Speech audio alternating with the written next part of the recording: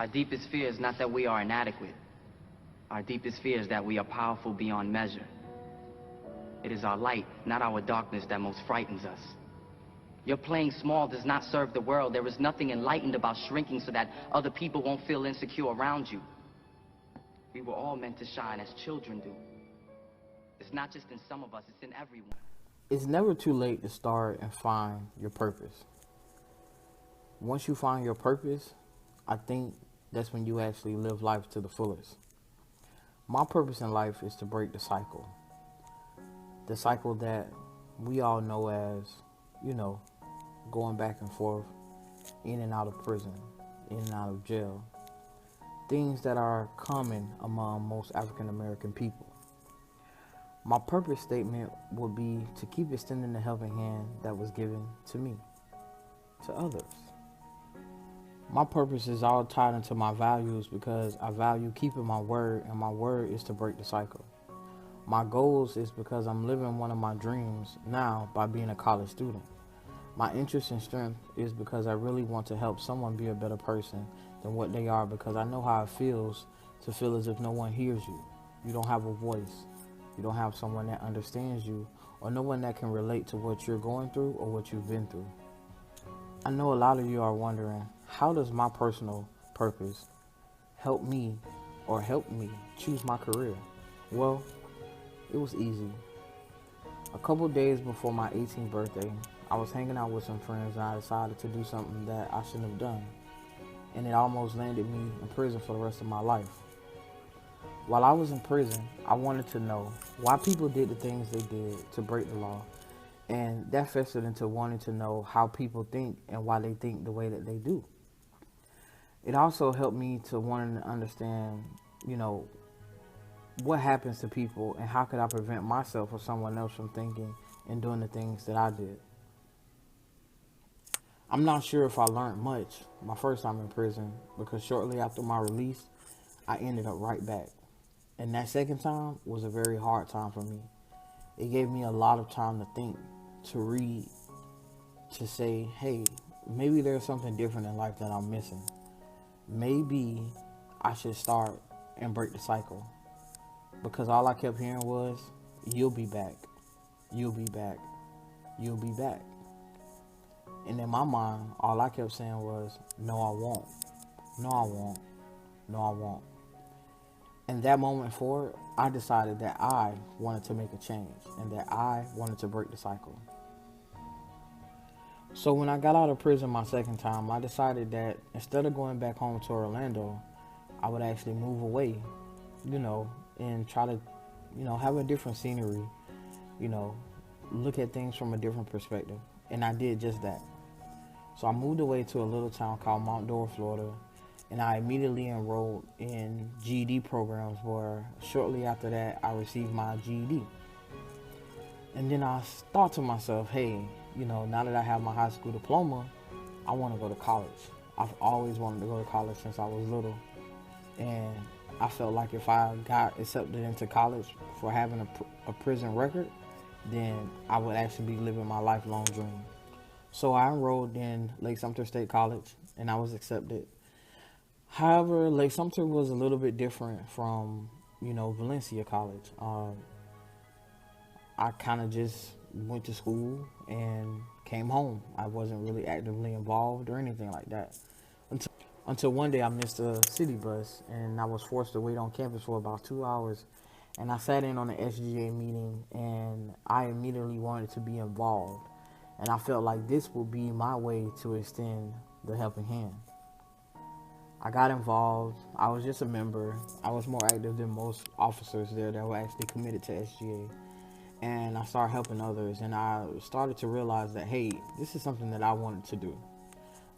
Mind you guys, before I even went to Lake Sumter, at that same school where I got my GED from, I had received a AA certificate in graphic design, as well as 5 expert level Adobe software products. So seeing that SGA was something that I was greatly and highly involved in, the next term, well, I guess you could say spring semester, I definitely wanted to become an officer. Solidify my position. However, personal matters happened, and the person that I was with at the time, we decided that it was best that we part ways. And I decided to move back to Orlando and face my demons. And that's when I got accepted to Valencia College. Once I got to Valencia College, before I even got here, I immediately called the SGA office and wanted to know if there were any positions available, and there was. And unfortunately, a position that I wasn't very comfortable with, which was the treasurer position. However, I decided that I didn't care what position it was. I just wanted to be a part of SGA. And when I got here, I decided that I did want to change my major to psychology and social work from graphic design. And that's what I did. I got highly involved, highly, active on campus, and I actually solidified my position here in SGA. I have a host of awards, achievements that I've accomplished. I became the student body president of SGA.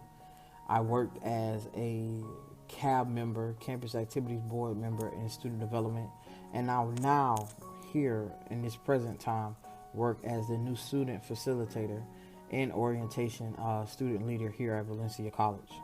My transfer plans is to go to FAMU. I've already been accepted there, and I've actually already solidified a job there as the chief of staff in SGA.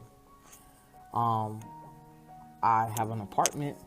I've been on campus several times, and I truly love the FAMU and the school pride. It's just the students there, they take so much pride in the school, and that's something that I'm looking so forward to.